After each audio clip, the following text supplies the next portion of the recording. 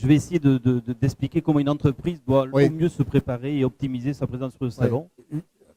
Une des priorités, c'est les questions à se poser, les bonnes questions à se poser. On va commencer par le avant. Moi, prenons un exemple, je suis une petite entreprise, je décide d'aller sur un salon. Qu'est-ce que je dois me demander avant d'engager les démarches pour aller sur ce salon? Je veux dire quoi sur définir ses objectifs? C'est pourquoi je vais sur un salon. En fonction de cela, l'organisation de mon stand, toute ma communication va être différente.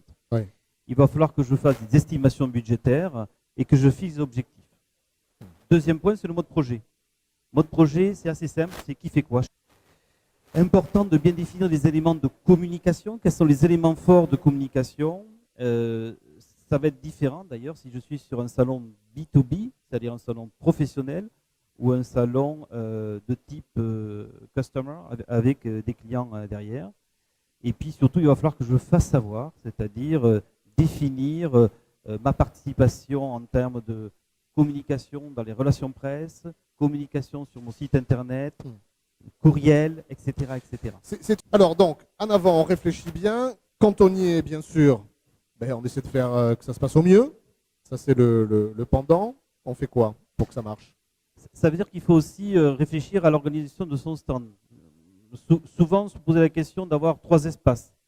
Un espace d'accueil, oui, un espace de présentation, de démonstration et un espace de discussion. Il faut aussi se poser la question, on a très peu de temps pour capter le visiteur, donc il faut un message d'accroche. Et derrière, il faut peut-être des messages un peu plus détaillés. Il faut avoir des plaquettes pour rentrer le détail. Il faut se poser la question, comment j'anime ma présence sur le salon. Il faut se poser la question, quelles sont mes cibles qui vont venir et quel est le message que je vais délivrer à la cible.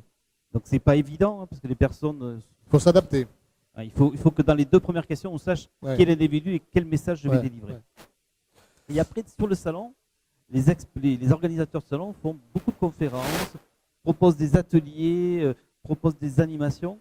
Il faut être au courant de ça en tant qu'exposant, il faut s'inscrire, il faut être présent, il faut optimiser sa présence.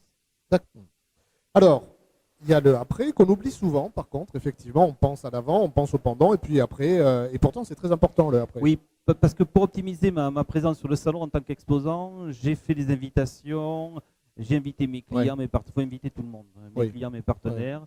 Il faut toujours penser que les meilleurs clients de mes concurrents, ce sont mes meilleurs prospects, donc je les invite. Et à l'issue, il faut remercier. Il faut surtout remercier ceux qui ne sont pas venus, parce qu'ils vont le regretter et ils vont avoir un intérêt à se poser là-dessus. Il faut surtout relancer les leads très très rapidement. Vraiment, c'est important. S'ils ont fait l'effort, s'il y a eu un investissement personnel, il faut être présent.